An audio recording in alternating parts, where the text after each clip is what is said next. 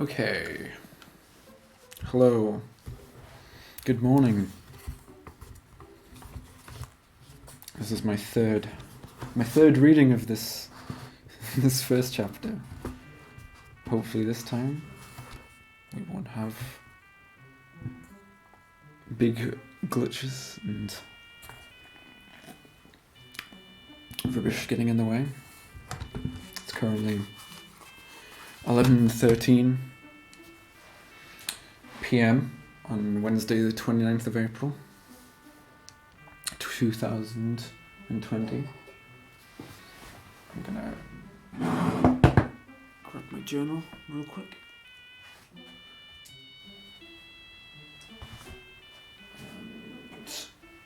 And hopefully the level of the audio is okay. Looks like we're getting it in the right microphone now. But we're going to do this because I tried to edit the last one. I was like, no way that's going to work. So, here we go. Lights are on.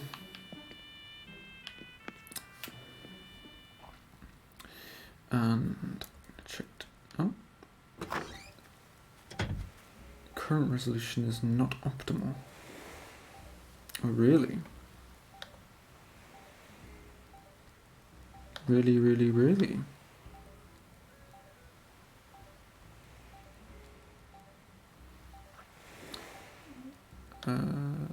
For streaming encoder, rescale output. Why?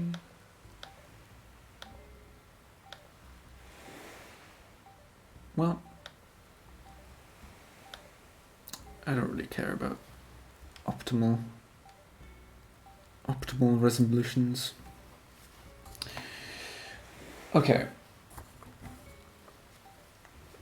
What I'm gonna do today is dig up some clams and read some philosophy of Alan Harrington, the Immortalist. This will be reflected in the video. Oh, come on. There we go. The Immortalist by Alan Harrington. The most important book of our time, Gore Vidal said. And there are a lot of things that I can't pronounce in this book, but I don't particularly care. So, Chapter 1. The presentation of the Immortalist argument. And if you are watching, you can comment. I'll look. I don't really mind. Or you can just sit back and listen to me in the soundtrack of this amazing game released in quarantine. Okay, Chapter 1. Presentation of the Immortalist argument. Death is an imposition on the human race, and no longer acceptable. Man has all but lost his ability to accommodate himself to the race against time, to personal extinction. He must now proceed physically to overcome it. In short, to kill death. To put an end to his own mortality as a certain sequence of being born.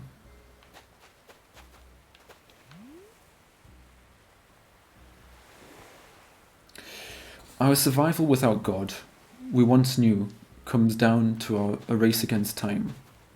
The suspicion or conviction that God is dead has lately struck home not merely to a few 100,000 freethinkers, but to masses of the unprepared. Ancient orthodoxies may linger, but the content of worship has begun to collapse. This is what makes our situation urgent. Around the world, people are becoming increasingly less inclined to pray to a force that kills them. The most imaginative philosophical and religious answers to the problem of death have become precisely irrelevant to the fact that we die.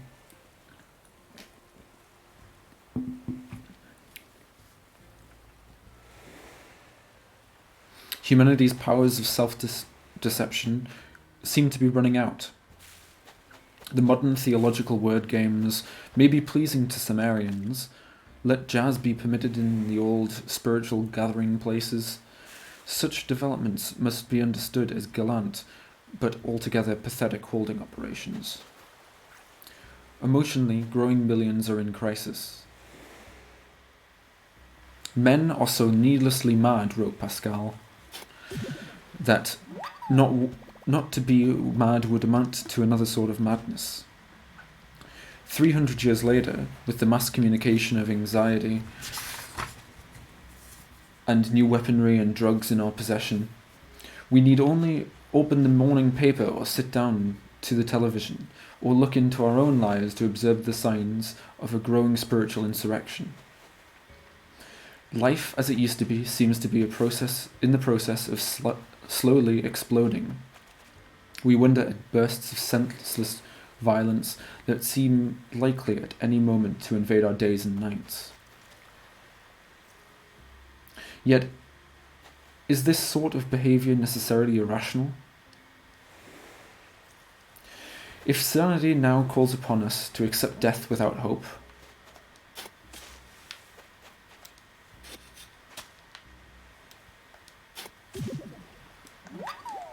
perhaps such recent ceremonials as smashing pianos and guitars on stage may be viewed as expressions of maddened realism.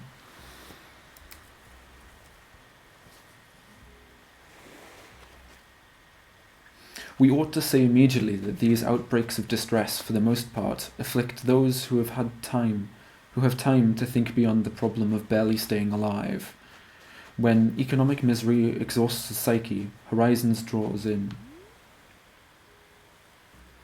The meaning of existence, God, as Gandhi pointed out, must reveal himself as to the destitute in the form of food.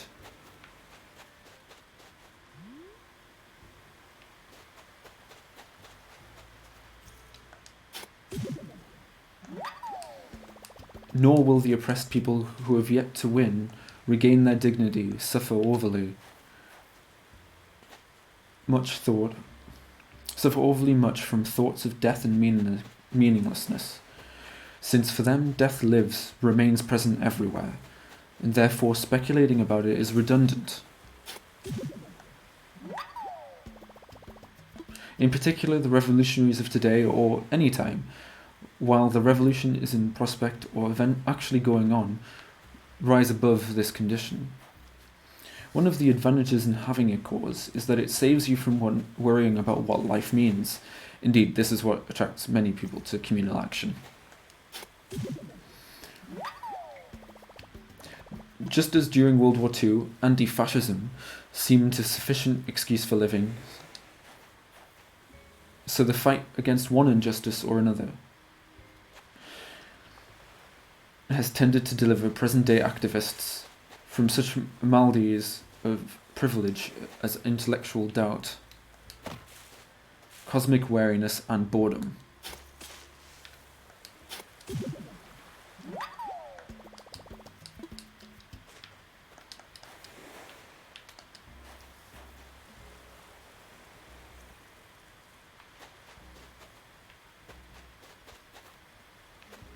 While the revolution assaults are given any given establishment. When the revolution assaults any given establishment, the fact that an abyss waits at the end of life does not, for the time being, bother the rebel.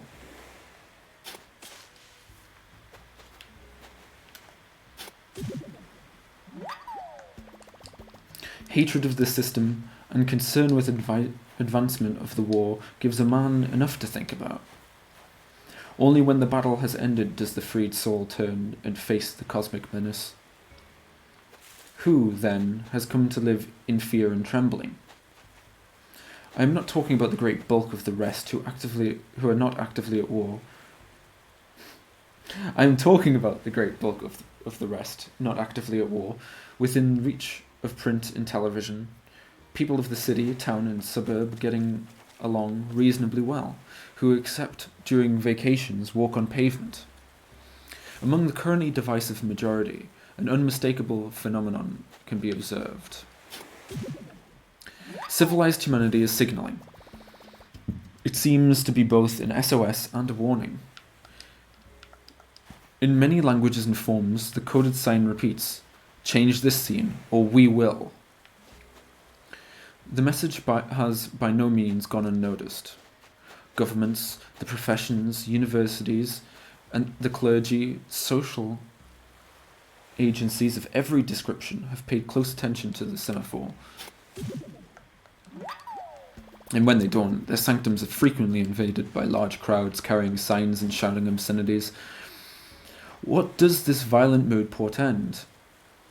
A revolution of some kind would seemingly already be under the way. Young people carry most of the signs. The new majority, they seem to be taking over everything. They appear determined, in Saul Bellow's phrase, to seize the day, the possibility, and possibly the world.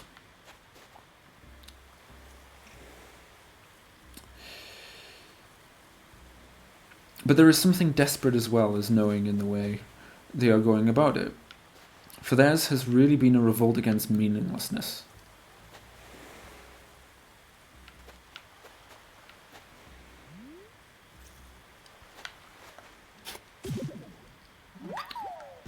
Which at present time they are attempting to cover up by mass action, but which they are covertly fear will outlast that action. And this mood is not confined to the young, mature and weary old. So many of us are conducting our affairs in a peculiarly,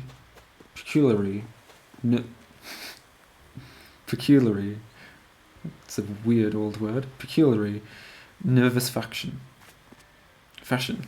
as though time were short. Quite evidently the people of our time are reporting an emotional displacement, a condition not new, but some say aggravated by the complexities of modern life.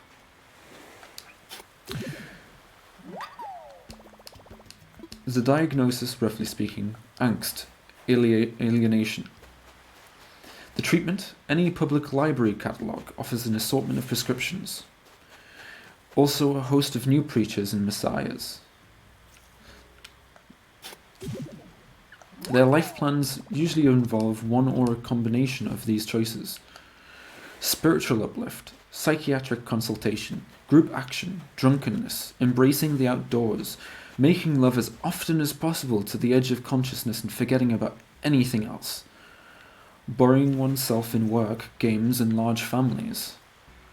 Trying to follow the complicated religio-philosophical excuses for what Reinhold Niebuhr describes as man's natural contingency. And in more recent years, the skillful employment of narcotics, blowing your mind and seeking the rebirth and psychedelic voyage.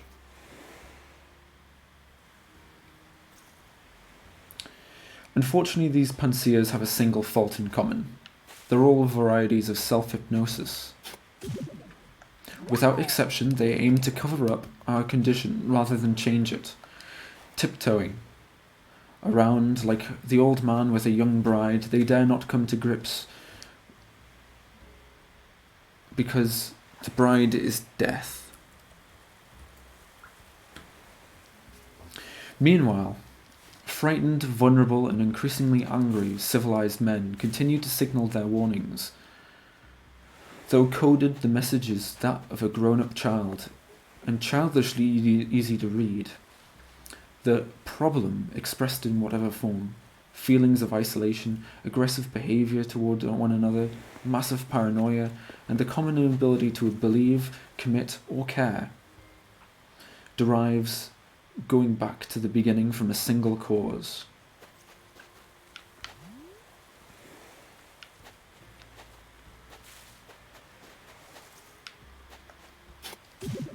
At the heart of this distress, the illness may be identified simply, without sham, as the fear of aging and death.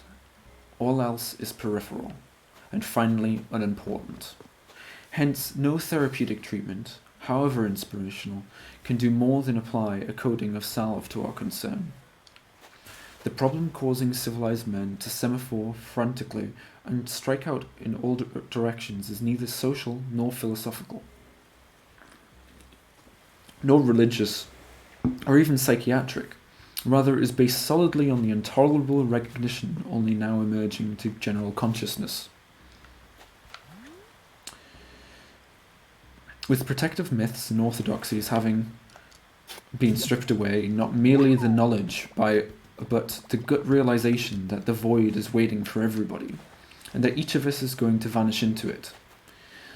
The gloomiest projection of this awareness comes from the master scientist and mathematician, the 17th century Jansenist Pascal.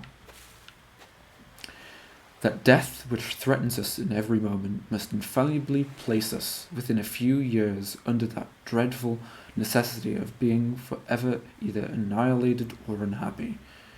There is nothing more real than this, nothing more terrible, be we as heroic as we like.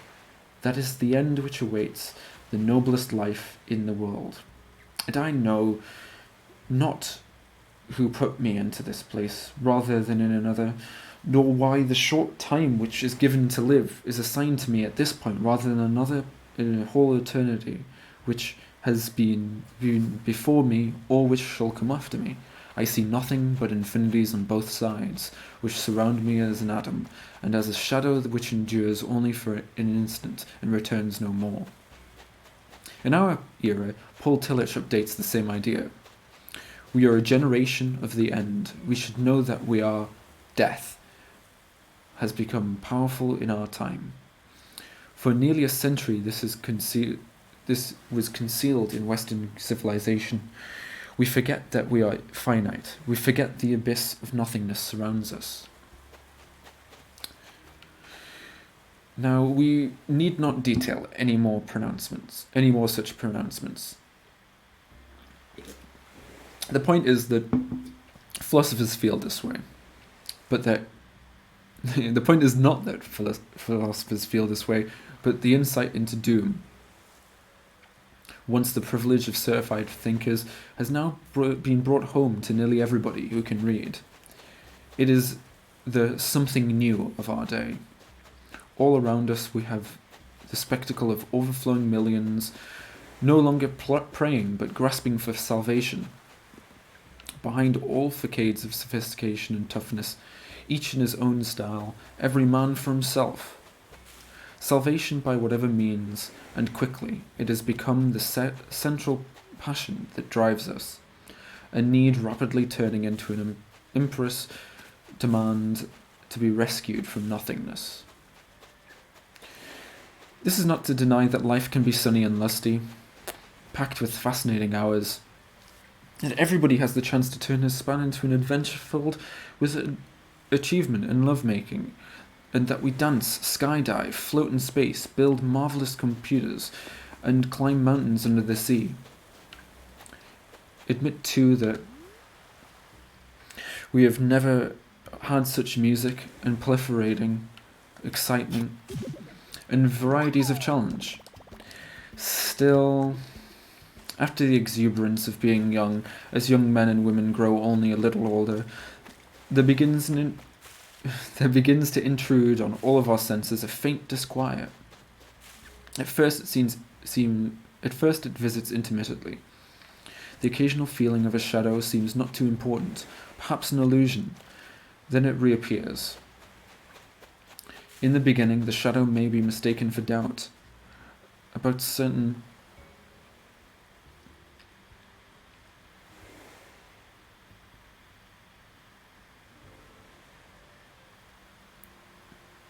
In the beginning, the shadow may be mistaken for doubt about certain values such as justice, about the prosperity of brutes, a child with leukemia, death to the volunteer, safety for the maligner. But then the uneasiness grows into something more important than doubt. An old Marxist cartoon showed languid dancers at the ball. A great worker fist has rammed up through the dance floor. Death to the aristocrats. But there has always been a larger fist that appears sooner or later to everybody. At first a dim outline, not necessarily brandished in our direction, often in repose, but still there.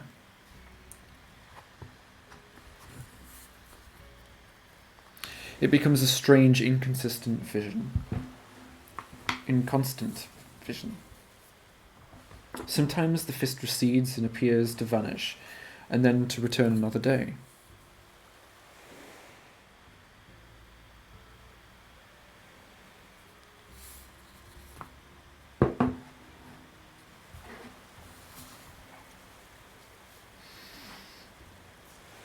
As the years advance, it slowly grows larger.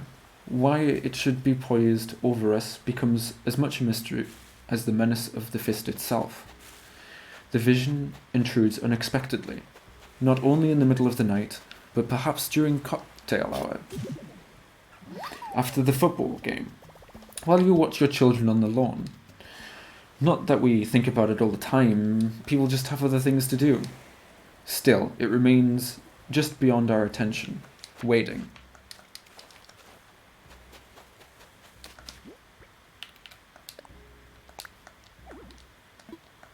Damn.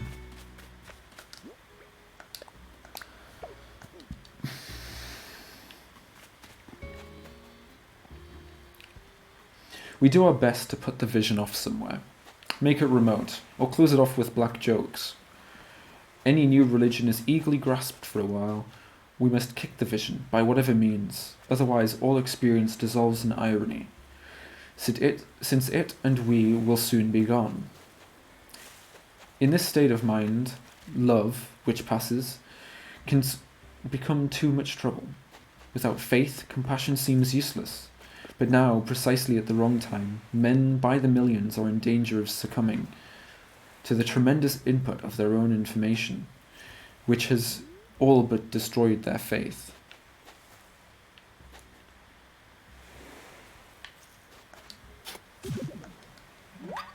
In Escape from Freedom, Erich Fromm said this: the state of anxiety, the feeling of powerlessness, the insignificance, and especially the doubt concerning one's future after death, represent a state of mind which is practically unbearable for everybody. Freud perceived it in this psychic state the universal neurosis of mankind.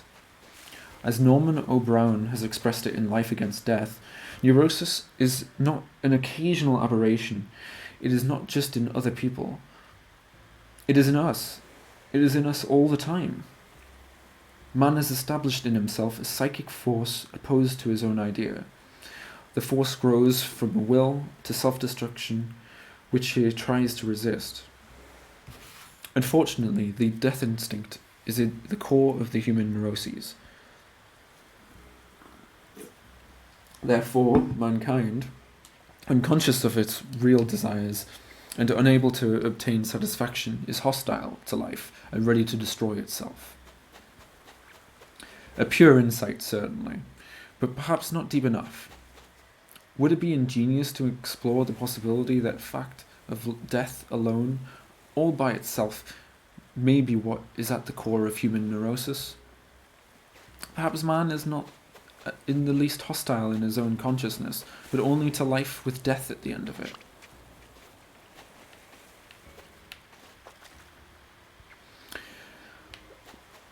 As for the death instinct, admitting a countercurrent to the life force, are we stuck with the label?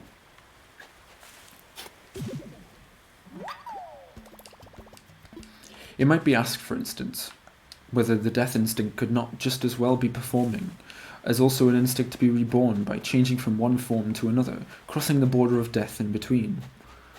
Do death and rebirth tend to merge in the imagination? If so, when the drive to dissolve oneself occurs, we may find evidence that a death wish and rebirth wish can be the same. The surface of history makes the conjecture seem worthwhile. Our species has never been reconciled to the brutal circumstance that we must die.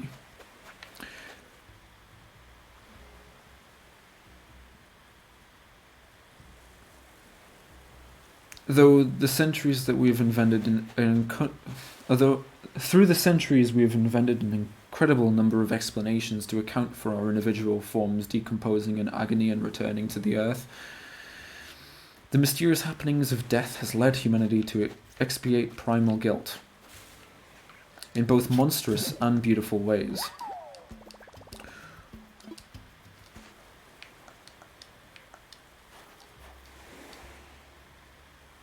Hope of setting things right with the gods has driven us to lunacies of self-denial, cruelties, and persecutions, elaborate ceremonies with incense and smoke, dancing around the totem poles, the thumbscrewing of heretics, from Mexico to India, the casting of shrieking innocents into pits, and all kinds of psychotic, shameful, and ludicrous practices such as would make whatever gods might be watching hide their eyes.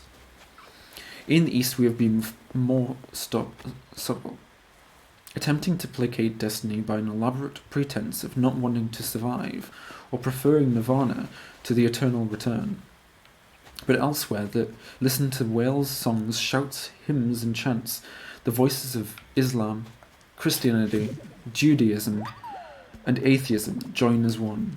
Massed units in red squares, as well as the Vatican City, combine their energies into a single mighty appeal. Save us. For the beauty and cruelty in the world, the kindness and the murder, our art is trying to illuminate this wilderness. Speculations of philosophers and the descent into drugs and drunkenness.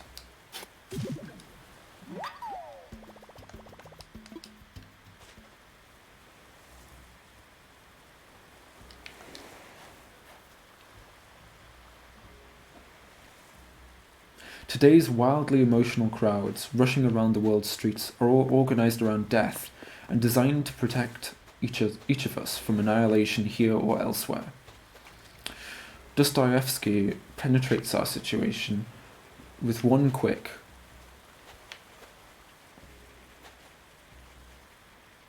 thrust.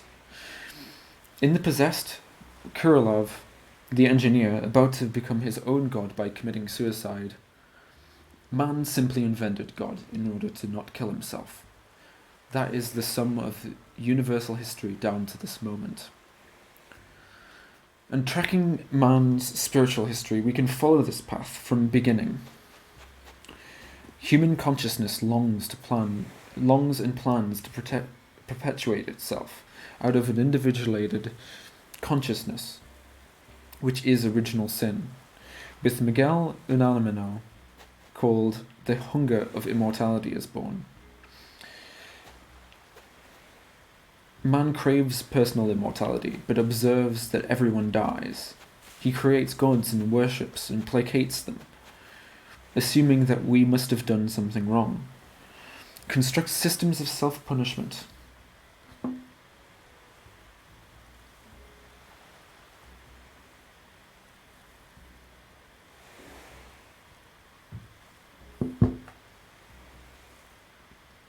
To pay for the original primal crime. And still everyone dies. Then, since eternal life on earth obviously is not forthcoming, and placating divine authority hasn't worked,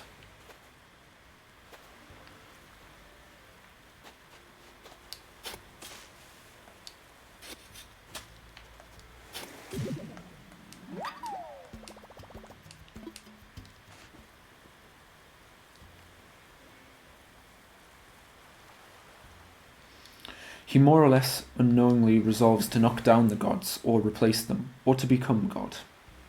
Since this must be done warily, for fear of retribution, he informs himself of what he is doing through myths.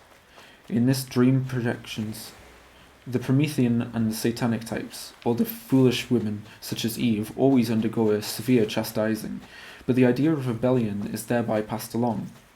No good, everyone goes on dying. He attempts to trick fate, as in the Far East, by pretending he doesn't want to come back to life, that he doesn't want to accomplish anything either.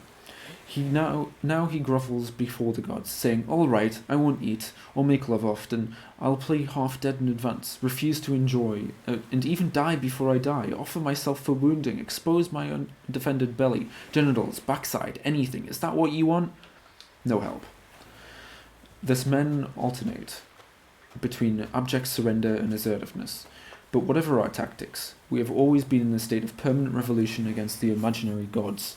Rephrasing and extending the Freudian conception, all culture has been a subtle and devious attempt to usurp divine authority, to conquer death, at the same time taking care not to excite the anger of the gods who inflict morality on us, until we are strong enough to overthrow them. Man is a rebel, as Camus says. But he also resists and sabotages his own rebellion. The permanent revolution is constantly being interfered with. Counter-revolutionaries in humanity's own ranks have always managed to slow down the centuries-old drive to remove death.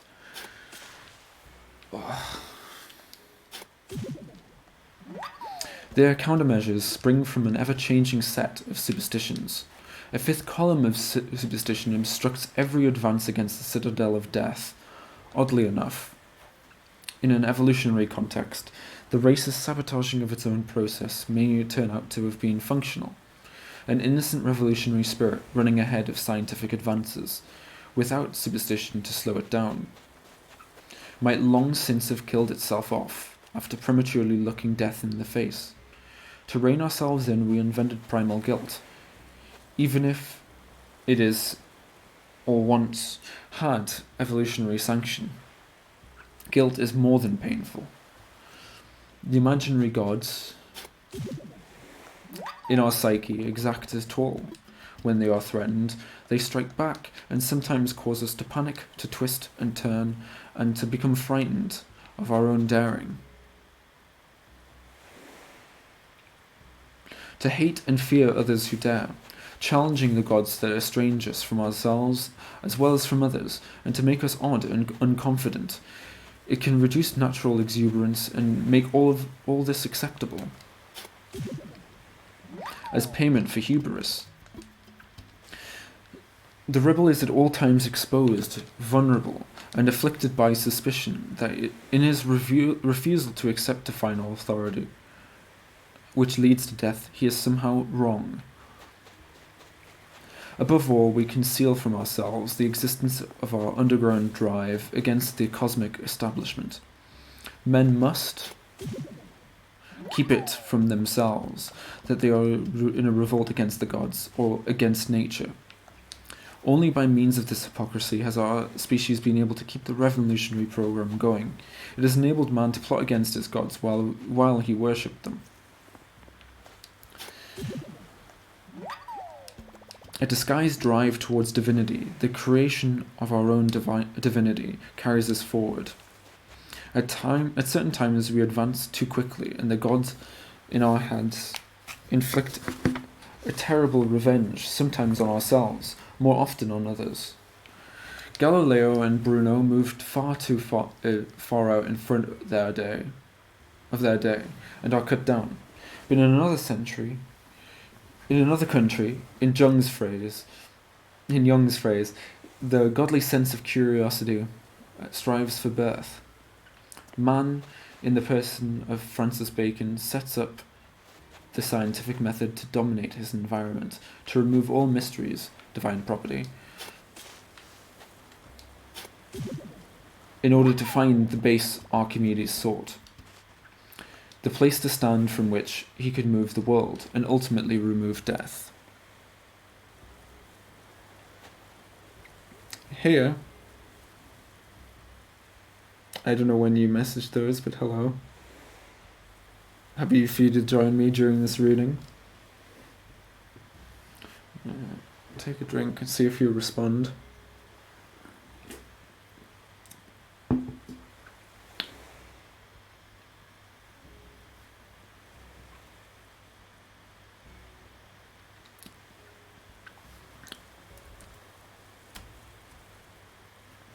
I suppose you must have came and went. Just like what we're talking about.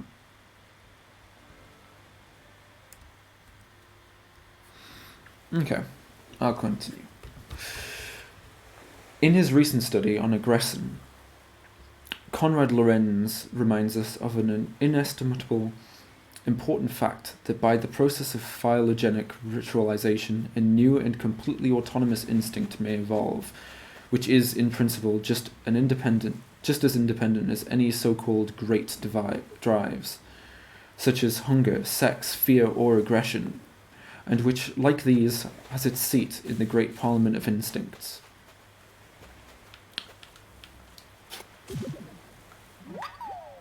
Dr. Lorenz emphasizes that those other rights which evolve in the course of human civilization are not hereditarily fixed, but are transmitted by tradition.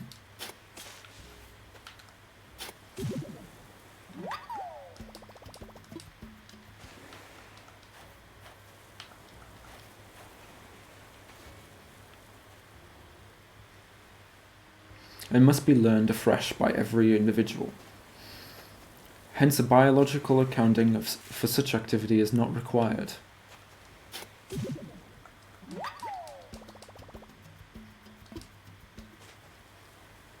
Among animals, symbols are not transmitted by tradition from generation to generation, and it is here, if one wishes, that one may draw the borderline between animal and man. And man's whole system of innate activities and reaction is phylogenetically so constructed, so calculated by evolution, as to be complemented by cultural tradition.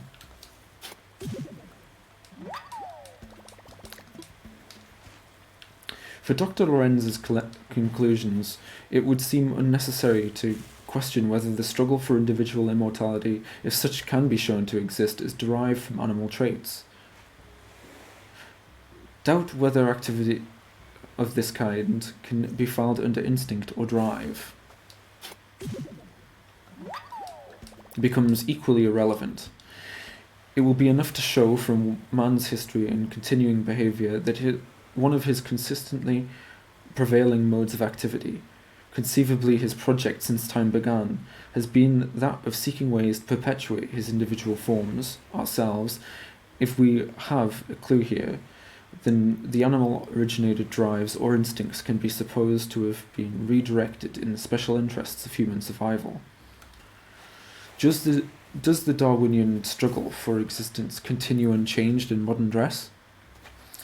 Perhaps, but the principle of natural selection has obviously to some extent been countermanded in human affairs. For instance, by medical advances, computer technology, and the range and destructive power of weaponry. By these and other means, a soft, over-affluent culture, which biologically and historically might be expected to succumb to a tough, overcoming barbarian group, retains the weaponry to destroy the challenger, requiring only the highly trained fraction of its people to do the job.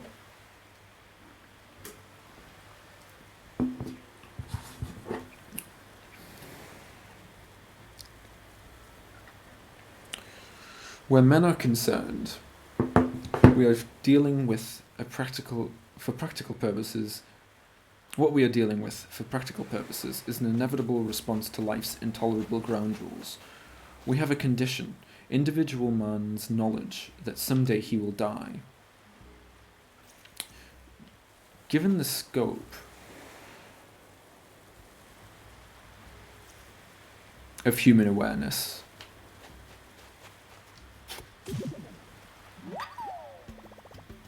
as well as our facility with tools, It may be reasonably assumed that moves to remedy the brutal situation will follow and persist.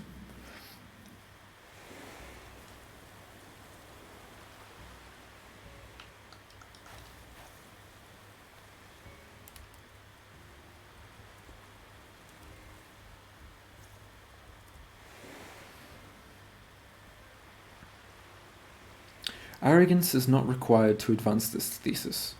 Each man's struggle for indefinite survival beyond time need not violate concepts based on sexual energy. The will to power, or more recently, the principle of territorial defense, but the territorial concern must be by its own definition peripheral. Territory is simply what surrounds life forms, even enlarging the area to be defended so that it includes emotional Lebensraum. I'm going to go with that. One's good name, and so on. The king finally preserved from harm is identity itself. Territory remains an outer perimeter, an outer concern of being, not its citadel. Having lost faith, a great many men and women have returned to the old superstitions now cloaked. Oh, well, I guess I'm swapping it for another.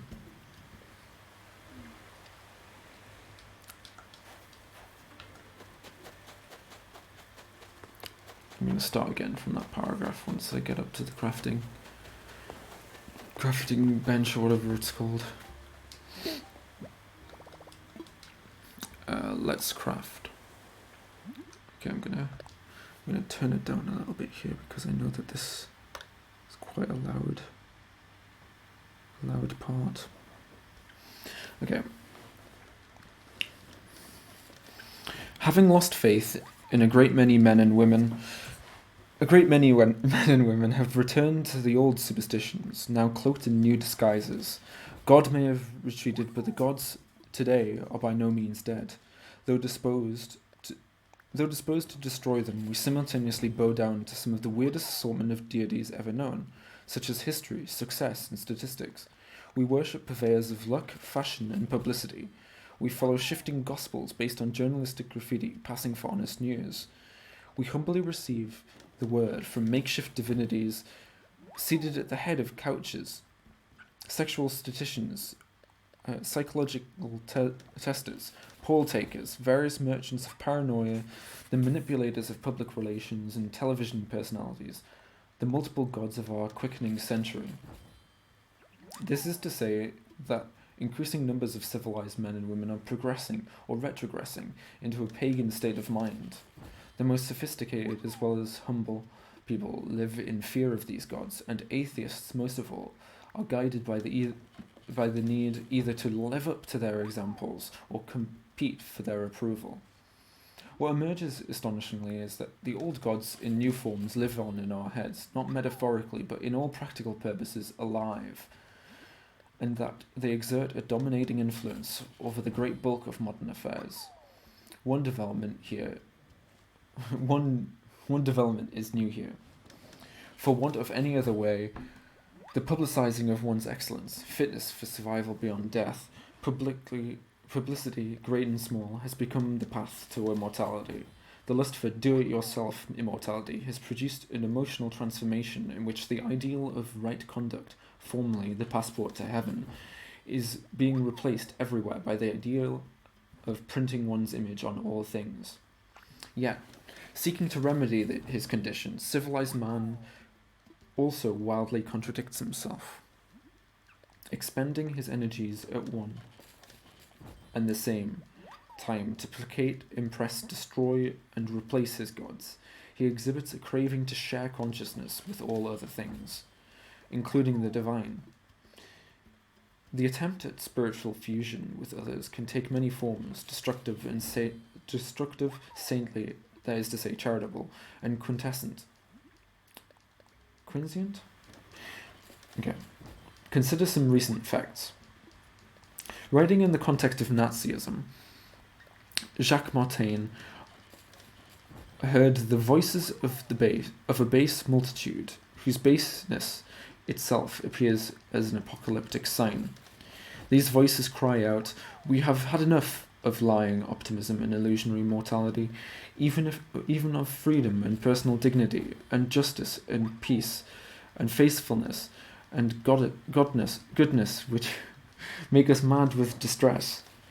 Let us give ground to the infinite promises of evil, and of swarming death, and of blessed enslavement and triumphant despair." In contrast, growing out of San Francisco and New York and spreading across the country, we have had the hippie subculture, based originally on the ideal of natural saintliness and, at any rate, free-form living. This has been made possible by a union bringing together wisdom of the East and West, the wisdom of the East and Western pharmacology, with LSD and other substances providing the means for prolonged and repeated escapes from time, which marks the minutes leading to extinction. The movement should be understood, and generally is not as an attempt to achieve immortality now, freedom from time, money, history, and death. It also attempts to realize a general sharing of consciousness, or in other words, collective immortality. The basic unit of culture, one calling himself Bill Digger said, would be the commune instead of a house, with one man and one woman in it. The commune would not be owned by one person or one group, but would be open to all people at all times, to do whatever they wish to do in it. In a different way, searching for communal immortality through violence, California's Hells Angels and the Red Guards of China have been into the same thing, knocking down the uncles of the world and putting dunce caps on them. In such movements appear to deny old-fashioned responsibility and traditional modes of achievement. It is not surprising that the ideal of achievement has to do with the reach for immortality, which, if you feel already in that state, even in simulation, it is obviously no longer necessary.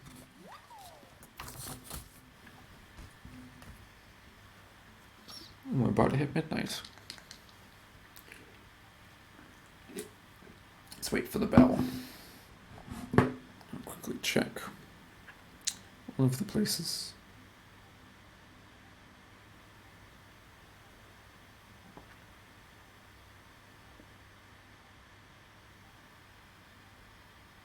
I think I might post a quick photo of the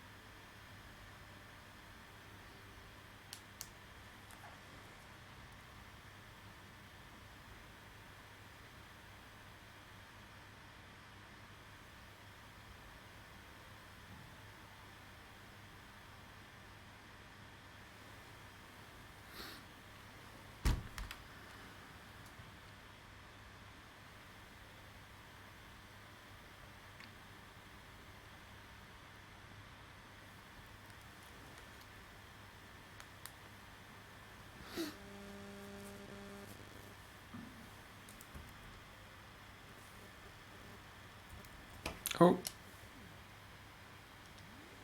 it went black. Okay, well, it's still going though, so I'm gonna assume I'm alright. Did you turn this back up though? There we go.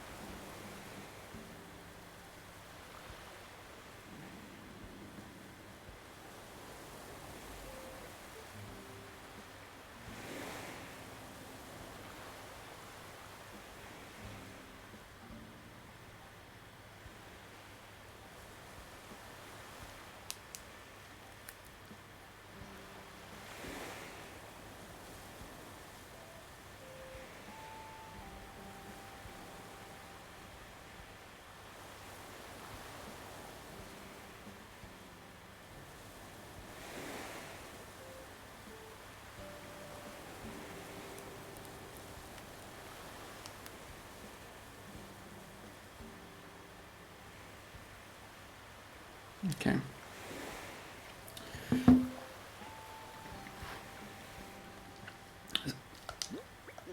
Drop off this stuff.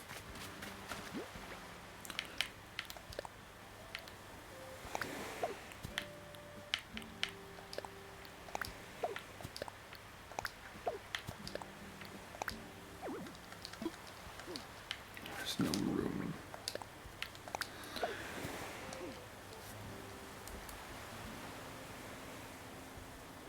Okay. Still, these starts a saintly living, including glibly saintliness through violence, whether genuine or make-believe, fail to hide the phenomenon of flight.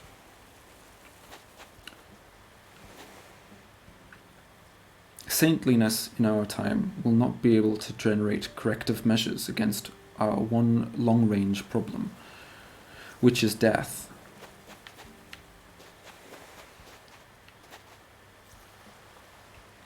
Lacking a dynamic principle beyond that of shattering present life forms, it can only turn into another short-term holding operation.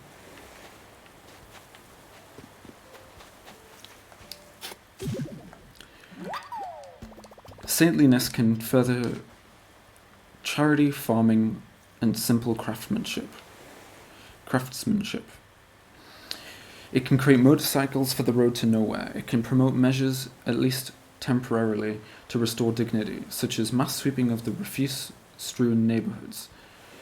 It can sponsor brotherhood happenings in the park, create sweet afternoons with flowers, balloons, and kites, and encourage people to draw closer to one another.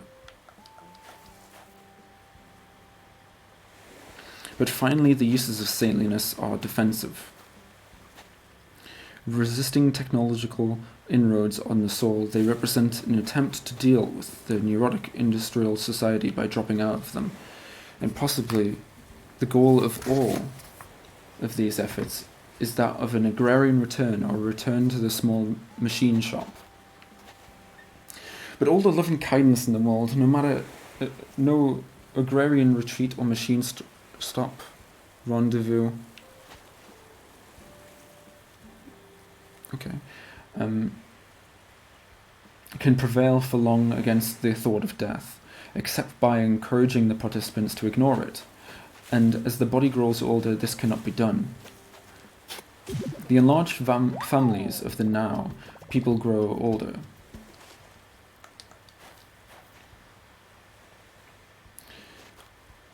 The measures they have undertaken are not wrong, but right before their time. They must be reserved for the day that we finally gain utopia beyond time. They are eventually right, but are temporarily inadequate. For the near future, drop-out brotherhood will not be good enough, because the struggle against real death requires training and must be fought out industrially and in the laboratory.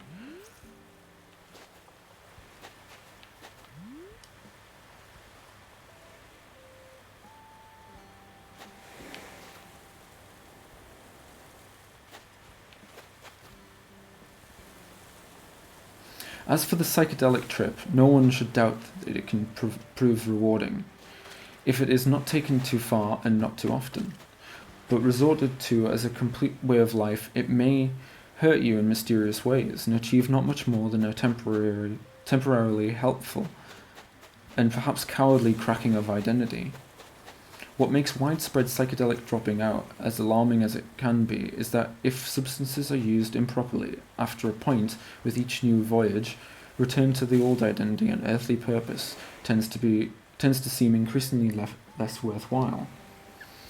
True, identity can become a cross when it is formed too rigidly, but ego identity is also our main source of power in the world.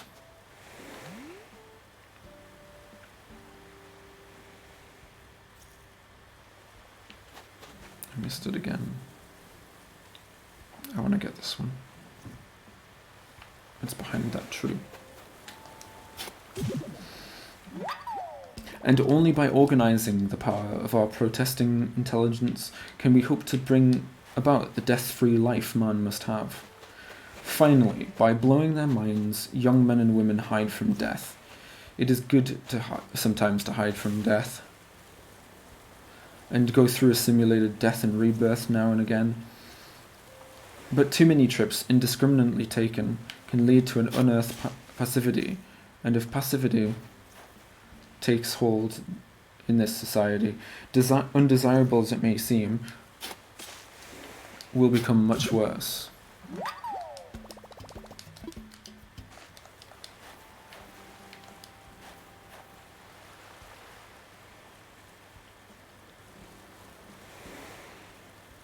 Extremes of violence and mass passivity will build up. When these two forces are polarized, disaster comes, and contrary to the myth, violence nearly always wins. It has already started to win again. The finest among us are shot in the head by half-crazed, and above all, lonely individuals. Not only assassins, but the most advanced elements of our younger society can no longer stand to be alone. Youth's quiescent and large drug-orientated nihilism of a few years ago has quickly given way to the new left's all-out freedom through violence. But quite apart from the injustice of all causes, the new left, as evidenced by its massive shock tactics, its theatre and the large family formations, is clearly moving towards exactly the same goal as that of psychedelic mutants, a collective and communal escape from time and death. Okay, I'm gonna go grab something to eat. I'm quite stumped.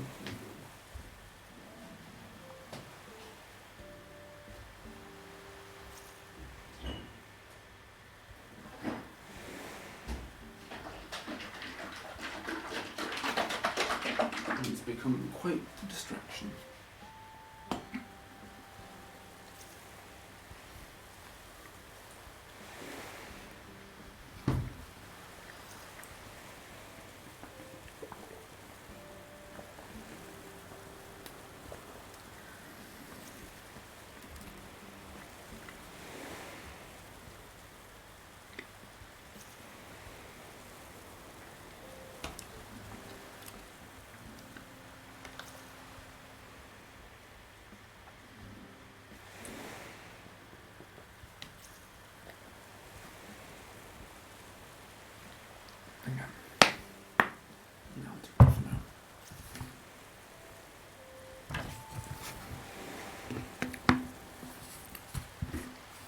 What has happened is this. In the past quarter century, the public relations of death, as managed by the theologians of all creeds and every secular orthodoxy, all but exhausted the ancient excuses for what Unamno called the running away of life like water. Interestingly, the atomic bomb, LSD, and the pill were developed at about the same time. Could this be the evolutionary crisis of our species? For centuries, men were able to hold on to their peace of mind by repetitive prayer, chants, rhythms, and psalms set to music, but repetition, beauty, and music no longer possesses the force to distract us from meaninglessness.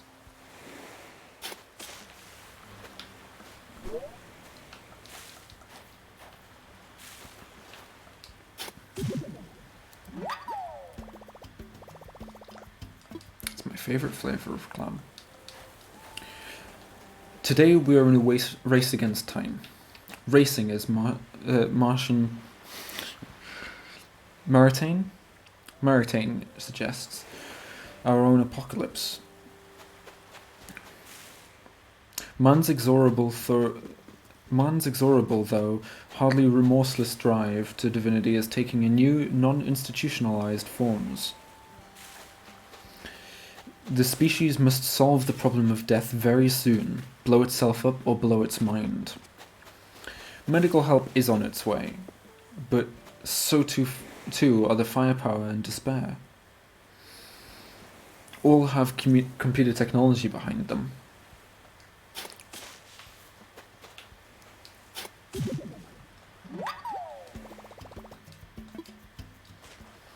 Any one of the three might win.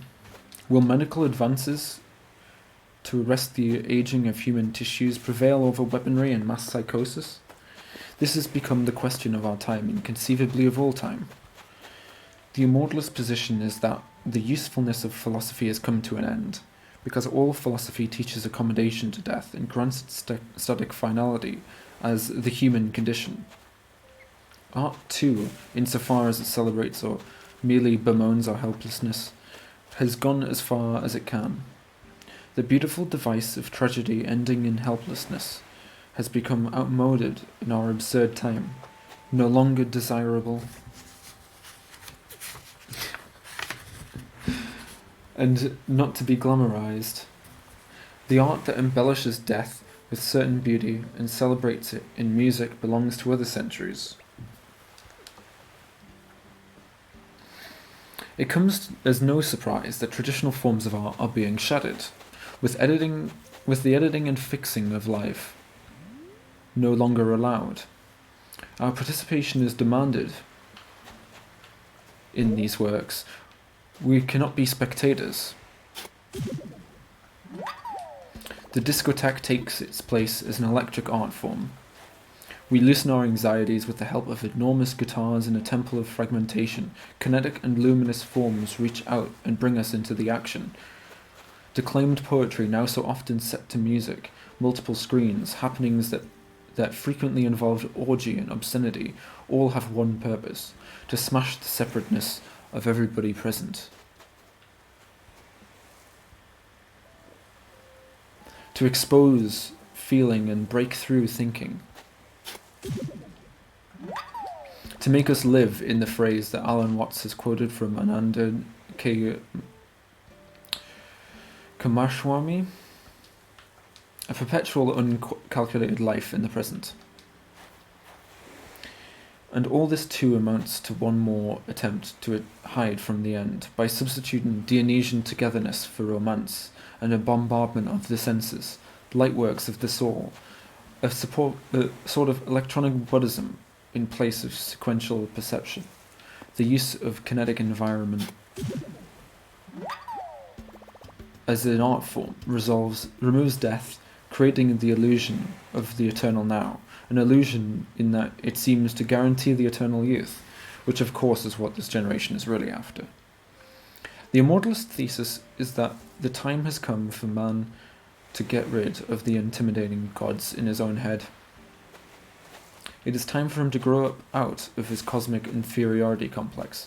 No more dust thou art, and dust thou shalt return.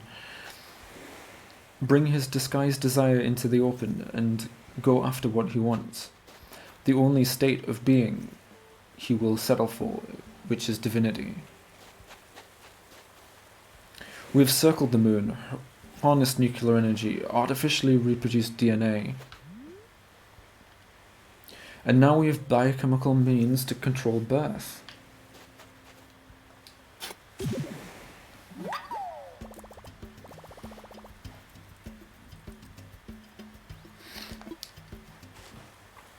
So why should death itself be the last enemy? Be considered sacred and beyond conquest? A new act of faith is required of us, the kind of faith that we might have had a few decades ago, and did not when Dr. Goddard was bravely projecting his rockets into the atmosphere. And a band of futurists was insisting that not just in comic strips, but in reality we could lift ourselves beyond any space that could have been seen from the Earth. This new faith we must have is that with the technology at our disposal, in the near future death will be conquered. This faith that must also weld salvation in medical engineering. We must drive away the gods of doubt and self-punishment. Our new faith must accept the gospel of that salvation belongs to medical engineering and nothing else, that man's fate must depend first on the proper management of his technical proficiency, and that we can only engineer our freedom from death. Not pray for it, that our messiahs will be wearing white coats, not in asylums, but in chemical and biological laboratories. With such faith, we will stop shrinking into conformity. Budding corporations and communes, and the numbing of our anxieties by means of network television. Great corporations can, of course, in fact, must contribute to this effort, but with much more imagination and daring than most of them exhibit now. In this spirit, many young people will perhaps moderate their future dependency on psychedelic simulation of death and rebirth, their escape into mob action and such devices as the electronic scrambling of consciousness. Does such a project seem quixotic now? Perhaps so. But will it not tomorrow? It is at least as practical as going beyond the moon, and conceivably from an evolutionary standpoint, part of the same program. Our conception of immortality now requires precise definition. What must be eliminated from the human situation is the inevitability of death as a result from the natural end of aging process. I am speaking of the inescapable parabolic arcing from birth to death, but we must clearly understand that any given unit of life, my individual existence and yours, can never be guaranteed eternity. Until such time as duplications of individual nervous systems can be grown in tissue cultures, at this point no one knows whose consciousness they would have. Our special identities will always be subject to being hit by a truck or dying in a plane crash. A sudden virus or heart seizure, even in the body's youth, may carry us off.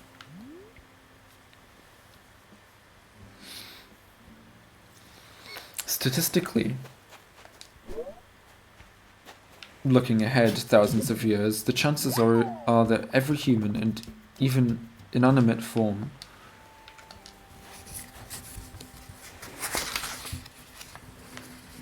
will be broken sooner or later.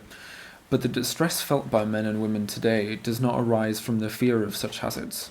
Rather, it comes from the certainty of aging and physical degradation leading to death. It is the fear of losing our powers and being left alone, or in the hands of indifferent nurses, and knowing that the moment must come when we will not get to see the people we love anymore, and everything will go black. Some would fear the opposite, living through a great blank eternity with our eyes open. This would be comparable to endless days of sleep. Endless days without sleep. But no problem confronts us here. A state of indefinite living can be programmed through a succession of lives by one life to another. People can be phased in and out of consciousness through psychedelic means. Perhaps psychedelically, out of one life and then reactivated according to their own desire, briefed back into the next. Those who find the opportunities for future existences insupportable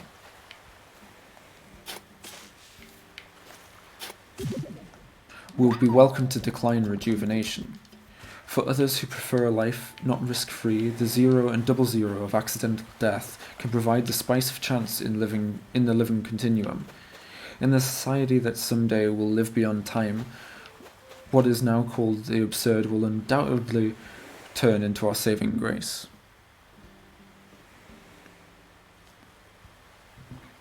Our conception of immortality is being alive now, ungoverned by span, cycle, or inevitability. Civilized man's project will no longer be, as Freud suggested, to recover his lost childhood, but rather to create the adult equivalent, an immortal present free from the fears of aging and death. Our aim, against the counsel of nearly all wise old men, will be to fix our immediate environment so that, puny as we tell ourselves we are, still placating the old gods, the environment puts itself at our service. The world is made for consciousness, each consciousness, wrote Anonimo. A human soul is worth all the universe. Our project, at least, is worthy as the Manhattan Project that produced the atomic bomb and the National Space Program.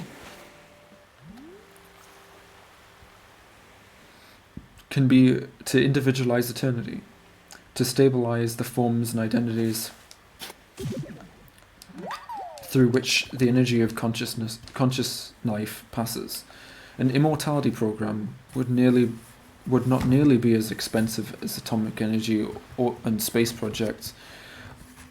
At the beginning, it would involve intensive work and basic biology, since the first principles of the aging process are only dimly understood and have not yet been satisfactorily formulated. We find that a full-scale assault on death has already begun in this matter, and is no means impractical, and that even if it were, men, still unbeknownst to themselves, have already decided to undertake it. The case for the Immortalist point of view will rest on the evidence that since the beginning of recorded time, man has engaged in a disguised drive to make himself immortal and divine, and that overriding motive, which accounts for much of his significant action, is now driving him towards his evolutionary crisis. The time has come for men to turn into gods or perish. And that's it. That's chapter 1. I hope you enjoyed it, found some use, and I'll do chapter 2 in a few days. So that's been me. Good evening, good night, take care, and